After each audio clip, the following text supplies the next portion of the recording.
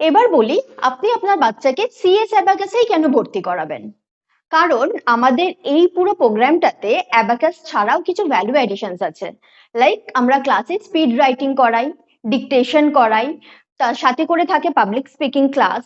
আর যেটা main attraction আমাদের এই ক্লাসের, সেটা হলো আপনার বাচ্চার ডেভেলপমেন্ট। ইন্ডিভিজুয়াল কেয়ার থাকে, স্মল ব্যাচেস থাকে, যেখানে টিচার কিন্তু প্রত্যেকটা বাচ্চাকে সমানভাবে গাইড করতে পারে। এবার আসি, হোয়াট ইজ স্পিড রাইটিং। আপনারা দেখবেন যে অনেক ক্ষেত্রে আপনার বাচ্চা কিন্তু বুঝতে পারে না যে কতটা স্পিডে লিখলে একটা টাইম ফ্রেমের মধ্যে ও কোনো একটা কাজ শেষ করতে পারবে। সেই জন্যই আমরা প্রত্যেকটা ক্লাসে স্পিড রাইটিং করাই, যেখানে আপনার বাচ্চা টার্গেট আর টাইম ওরিয়েন্টেড হয়ে যায়। একটা পার্টিকুলার টাইমের মধ্যে একটা টার্গেট সেট করে দেওয়া হয়, আর দিনের পর দিন সেই একই প্র্যাকটিস যখন করতে থাকে, ওরা কিন্তু অটোমেটিক্যালি টাইম আর টার্গেট ওরিয়েন্টেড হয়ে যায়। এছাড়াও স্পিড রাইটিং এ আমরা ওদের লেফট হ্যান্ড দিয়ে লিখতে শেখাই, রাইট হ্যান্ড দিয়ে লিখতে শেখাই, বাট ডেফিনেটলি লেফট হ্যান্ড দিয়ে ওরা স্কুলে লিখবে না। লেফট হ্যান্ড দিয়ে লেখাই তার একটাই কারণ, this is a fun activity. বাচ্চারা ভীষণ এনজয় করে, আর সাথে সাথে সিএস অ্যাবাকাসের তো লক্ষ্যই বাচ্চার ব্রেন ডেভেলপমেন্ট, তাই আমরা দুটো হাত একসঙ্গে আবারও ইউজ করতে শেখাই। এটা হলো স্পিড রাইটিং। এরপরে আছে আমাদের ডিকটেশন। ডিকটেশন নিতে গেলে আমরা যারা বড় তারা জানি, কিন্তু আমাদের অনেকগুলো অর্গানসকে একসঙ্গে কাজ করতে হয়।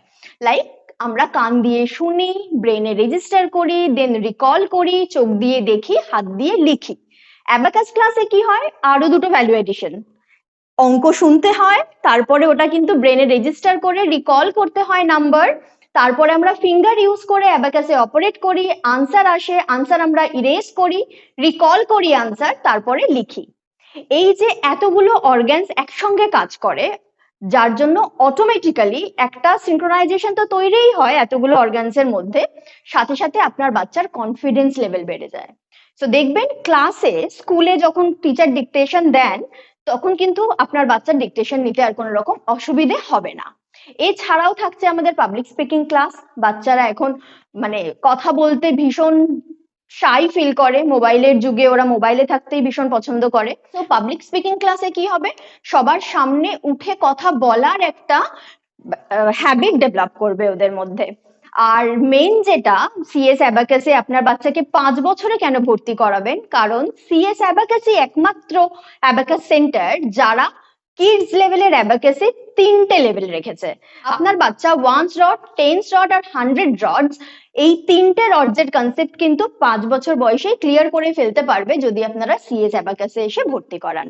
তাই দেরি না করে আপনার কাছাকাছি যে কোনো সিএস অ্যাবাকাসের অথরাইজড সেন্টারে গিয়ে আপনার বাচ্চার অ্যাডমিশনটা করিয়ে নিন।